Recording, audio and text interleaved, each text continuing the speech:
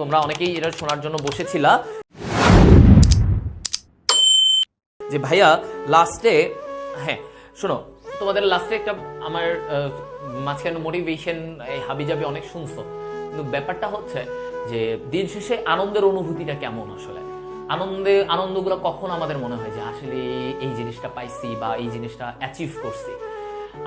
আমার অ্যাডমিশনের পরে যখন আমি রেজাল্টটা পাই, বিশেষ করো ওই রেজাল্টটা পাওয়ার পরে মানে আমি আমার ফ্রেন্ড আমরা ভয় পাচ্ছিলাম যে আমরা ঢাকা মেডিকেলে পাবো কিনা। আমরা জানি আমরা মেডিকেলে পাবো, কিন্তু আমরা ঢাকা মেডিকেলে পাবো কিনা আমরা তখন অনেক ভয় ছিলাম।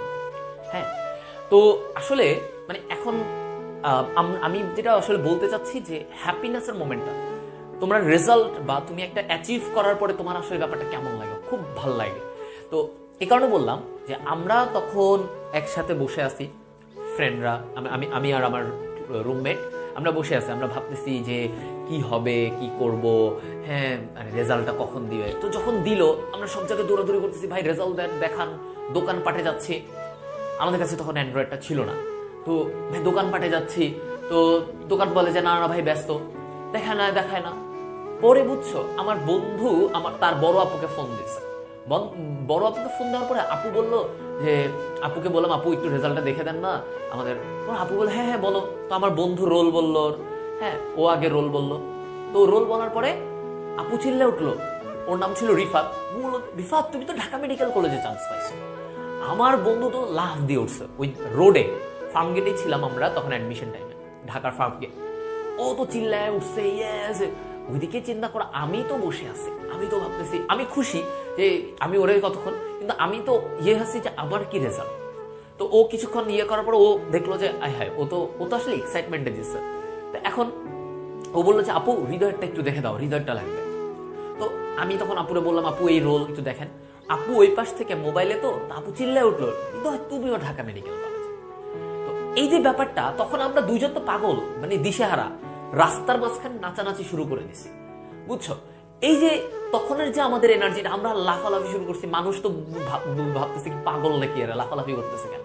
তো অনেকে জিজ্ঞেস করছে এই কি করতেছো এরকম। তা আমি বললাম আমাদের মেডিকেলের রেজাল্ট দিচ্ছে, আমরা দুজনেই একসাথে ঢাকা মেডিকেল কলেজে।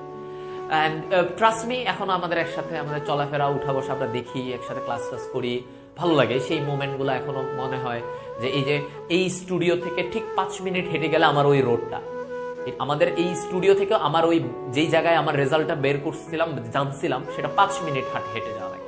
আমি এখনো প্রায় সময় এখান দিয়ে হাঁটলে ওই জায়গাটা আমার এখনো ভেসে ওঠে যে ওই জায়গাটা ছিল যেখানে আমি রেজাল্টটা পাইছিলাম ঢাকা মেডিকেল কলেজে। এবং আমরা দুইজনে একসাথে অনেক পরিশ্রম করছি, এবং একসাথে রেজাল্ট পাওয়ার পরে আসলে আমাদের থেকে খুশি মনে হয় ওই দিন পৃথিবীতে আর কেউ কম ছিল।